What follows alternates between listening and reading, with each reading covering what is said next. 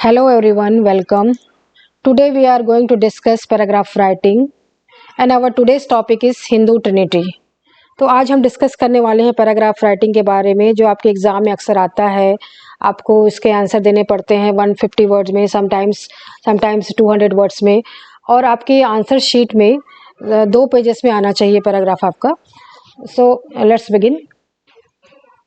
Hindu Trinity or Hindu Trimurti is a concept in Hinduism which consists of 3 gods, namely Brahma, Vishnu and Shiv and Mahesh.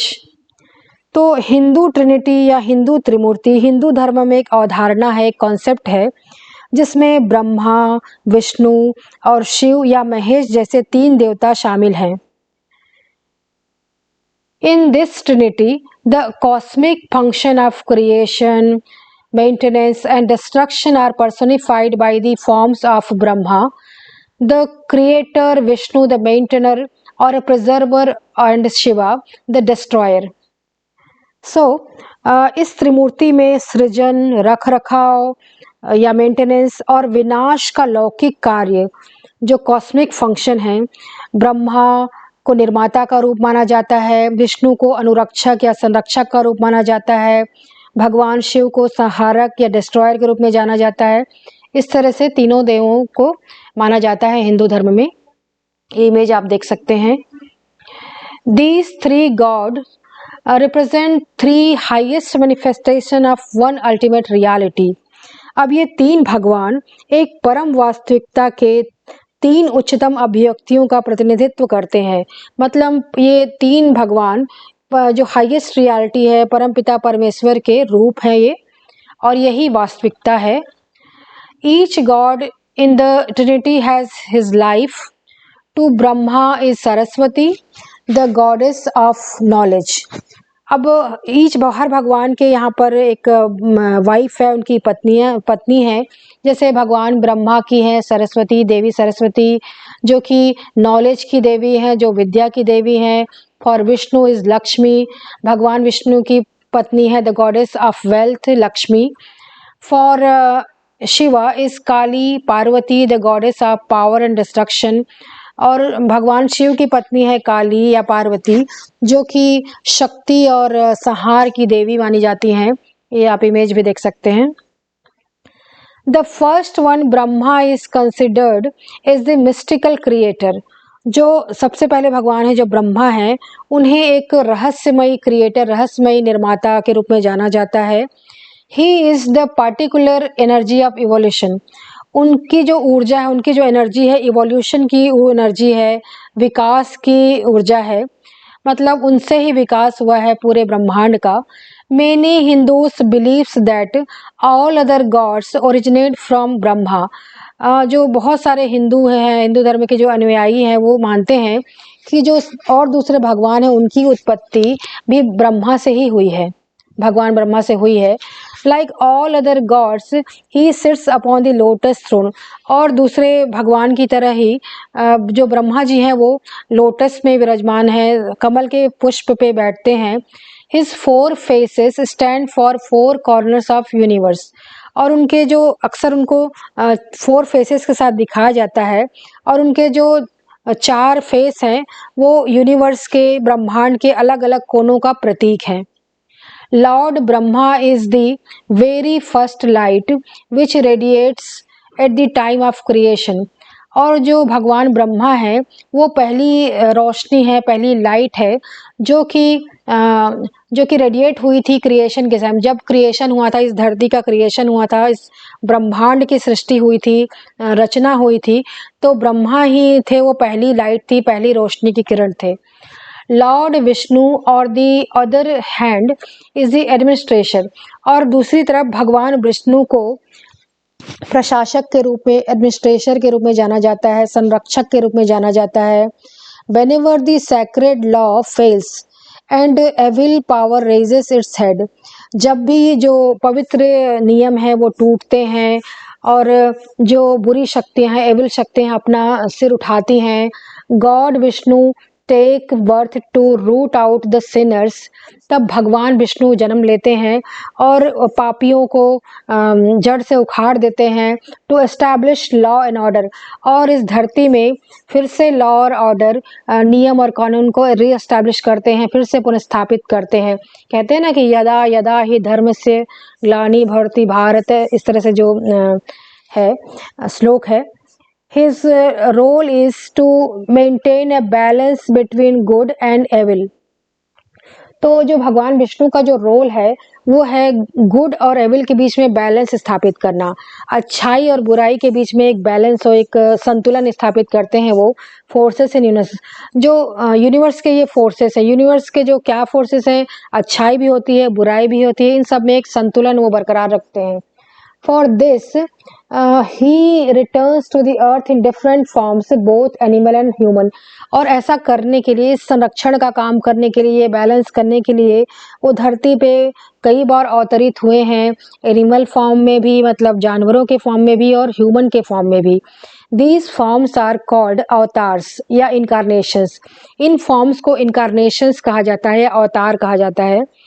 In Hindu religion, there are 10 avatars of God, Vishnu नेमली मत्स्य। अब ऐसा माना जाता है कि हिंदू धर्म में कि भगवान विष्णु के 10 अवतार हुए हैं, जिसे दशावतार कहा जाता है। बहुत सारी मूवी बनी है दशावतार में। तो क्या क्या अवतार हैं? मत्स्य अवतार है, वराह अवतार है, जिसमें एक जानवर की तरह वो पैदा हुए थे, जानवर के रूप में, वराह के रूप में। कुर्मा नरसिम्हा में भी आधा सिर, आधा जो शरीर था वो मतलब सिंह और मनुष्य का शरीर था। वमन अवतार में थे, जो बौने के अवतार में थे, परशुराम के अवतार में थे, भगवान राम के अवतार में हुए थे, कृष्ण के अवतार में, भगवान बुद्ध के अवतार में, कल्कि के अवतार में, जो कलयुग में कल्कि के अवतार में कहा जाता है। तो इस तरह से उनके 10 अवतार हैं। The third god Shiva is worshipped as the destroyer और purifier।